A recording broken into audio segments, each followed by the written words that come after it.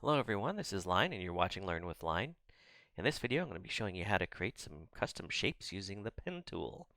So on the toolbar you have the pen tool icon, which you can click on, or you can hit the letter P as in pen.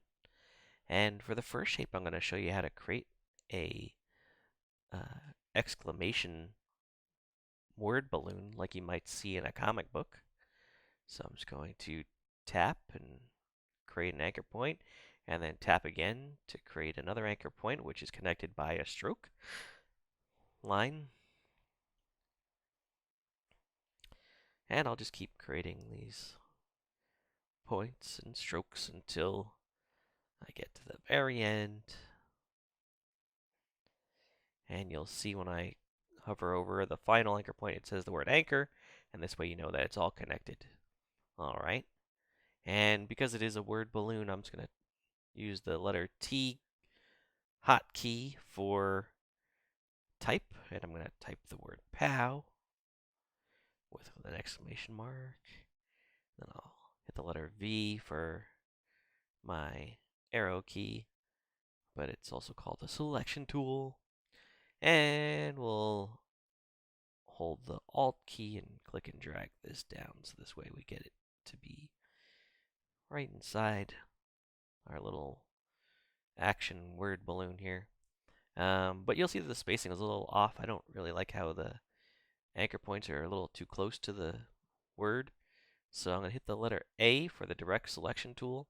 And let's see if I can find an anchor point. And, oh, nope, I grabbed the text. So in order to get around that, you want to click on the shape, and then it shows you all the little anchor points, the little squares.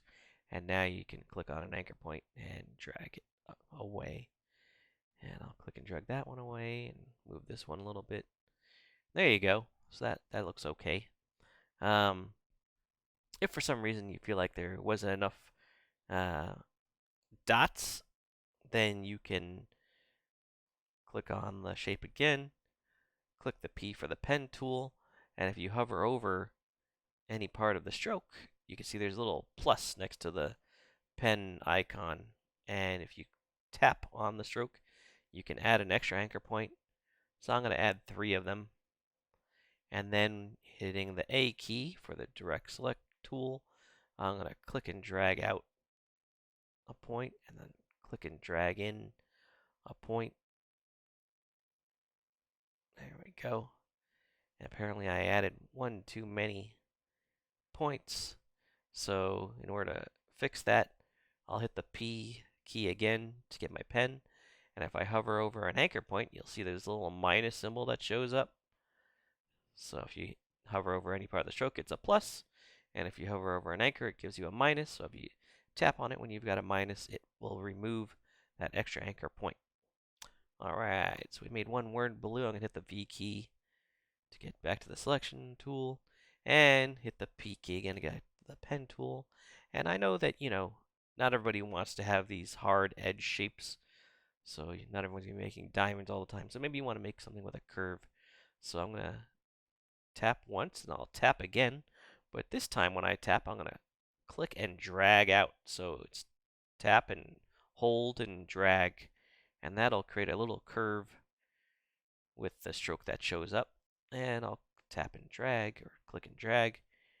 And I'm saying tap because some people use a laptop like I am, and you want to drag.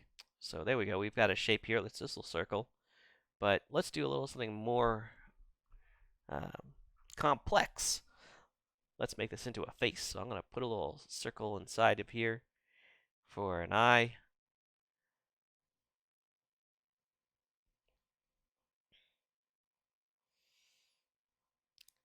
But let's say we want not to just have the stroke, showing the eyeball, but we want to punch a hole through the shape below. So we're going to click on Shift and then click on the other shape as well. And then you're going to go over to the Pathfinder window, and there's going to be some buttons here that say shape modes. The second one says minus front. So what it's suggesting is that the shape that's in the front will be subtracted from the shape that's in the back. So let's click on this button, And now you can see it has subtracted the shape of the front from the back. And if you don't believe me, we can click and drag and move the shape, and now you can see the type and the other shapes that were created before. Um, and just so you know, when it comes to the arrangement in what dimension, I guess, the shapes are in, whenever you're creating new shapes, they're always on a higher level than the other ones. Um, and then you can always change the arrangement. So if I were to click the control key and the left bracket key, I can move it behind the other one, or the right bracket key, I can move it back to the foreground.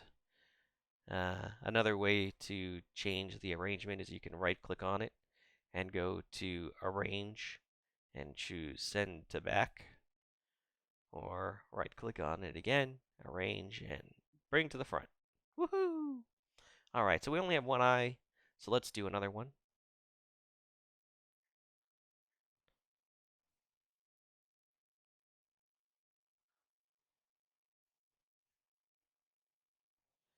And just like we did before, we're going to shift and click on the other background shape. We're going to click minus front again. Very good. And then we'll create a little mouth.